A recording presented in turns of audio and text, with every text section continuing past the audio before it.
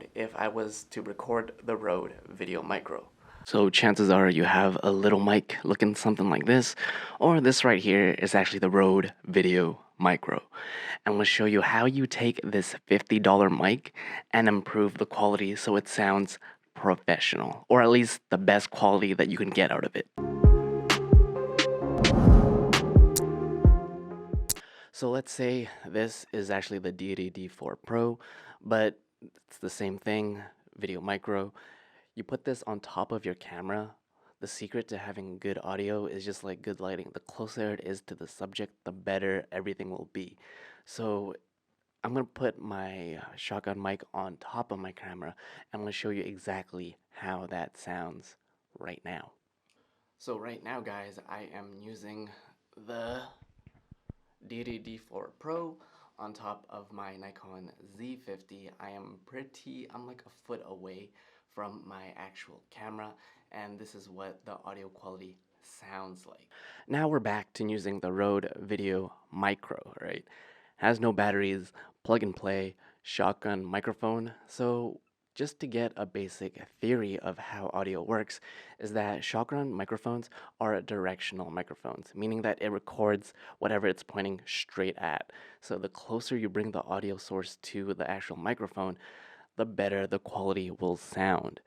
Doesn't matter if you're using or upgrading something like right here. This is the older version. This is the VideoMic Pro. There's the Pro Plus now. This one has the 9-volt battery in it. I actually stopped using that.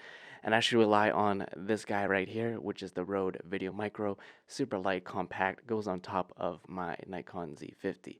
So rule number one is bringing the microphone closest to the subject as possible. As you can see, it is really damn close to my mouth. Second, I've watched other videos where they're like, take away the dead cat, the furry thing. But for me, I have a little pops. So this little pop filter right here, the dead cat, actually improves my overall quality, and I have to worry about making those sounds because the dead cat will catch or muffle a lot of that audio noise. So like I said, rule number one, bring the mic closer to your face. So the biggest mistake that people make is, oh, I'm gonna buy a microphone and I'm gonna put it on top of my camera. But back to the theory of getting the best audio quality is you want to have a setup that has the mic closest to you, which is why you want to have this setup that I'm going to show you right now.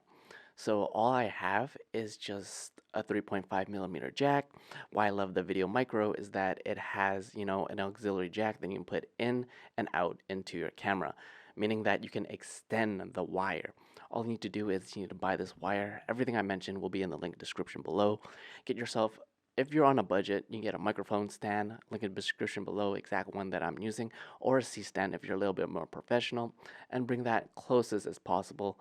Have that wire wrapped around with the mic stand on top connected to your camera. And all you need to do now is position this mic stand closest possible to your subject. And as you can see, you're already 10 steps better than the audio was sounding before. Next is you want to make sure you have the most proper settings within your camera. So you go into your camera, doesn't matter where, what brand it is, does not matter. You go into your video settings, go into your microphone sensitivity, and you're looking where your audio does not peak. It depends on the subject. You want to go over the sweet spot is -10 to 12 decibels. I leave my Nikon Z50 at a 10 setting, and I do not usually peak unless I am yelling really loud. You'd never want your audio to redline or peak. You want it to be roughly between 10 and -12 decibels, -10 and -12. And the Rode VideoMicro does not have any, plus minus, all that stuff that you can even get more confused about. Plug and play right into your camera, and yeah, this is the audio test coming from the Rode VideoMicro. Test 1, test 2, you are watching a Broke Visionary Collective where we all start with nothing, but you can always create something. And then on top of that, you can get even more fancy. You can process this in, Adobe Audition, add some equalization to this, a little bit of bass boost, or, up your little tones.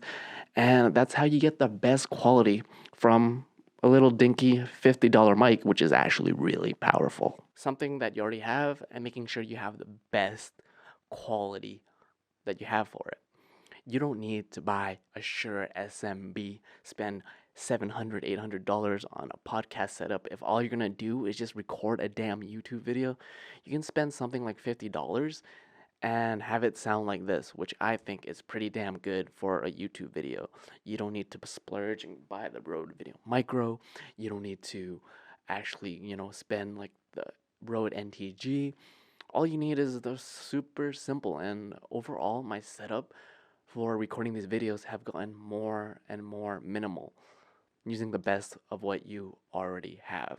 If you watch this far, everything I mentioned is in the link in the description below. Purchase all the equipment that you need to have this little mic setup that I have. Yes, you might be using another extra tripod or might get a little spacey, but honestly, I think it is worth the trade from having the best audio quality that you can possibly get for your YouTube audience or wherever you want to record these videos. You're watching BVC CO. My name is Peter, and I help you become a better content creator.